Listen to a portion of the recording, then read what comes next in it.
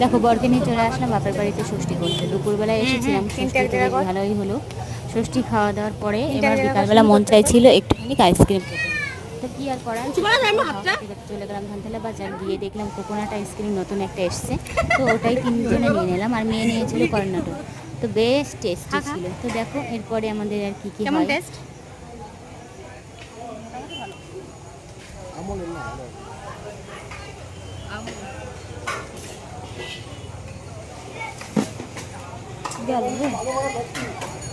বলো। সকালবেলা ষষ্ঠীর পরের দিন দেখো আবার একরকম ষষ্ঠী হচ্ছে। আর এই যে জামাই শুধু গপ গপ করে খেয়েই যাচ্ছে। এখানে আছে দুধ, রসমালাই, দই, মিষ্টি, 3 রকম ভাজি, আম, কলা, আর এদিকে মুড়ি। দুধ দিয়ে, আম দিয়ে, মুড়ি দিয়ে হবে।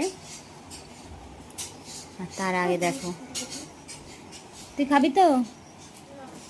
তো এই হলো আমাদের ষষ্ঠীর পরের দিন সকালের খাবার।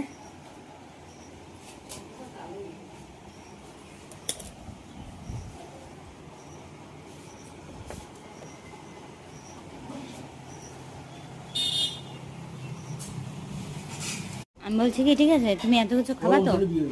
শোন, বলছি কি দোকানে যাবে শাড়ি কিনতে, কিন্তু সবচেয়ে দামি শাড়ি, সবচেয়ে ভালো দামের, ভালো দেখতে, ভালো কোয়ালিটি, সুন্দর শাড়ি, সেই শাড়িটা ওরকমই লাগবে, ওরকম একটা মন লাগবে। তুমি কি ভাইব্রেশন করে রাখিছো? শান্তনু ফোন করবে, তার ফোন রিং হচ্ছে না কেন?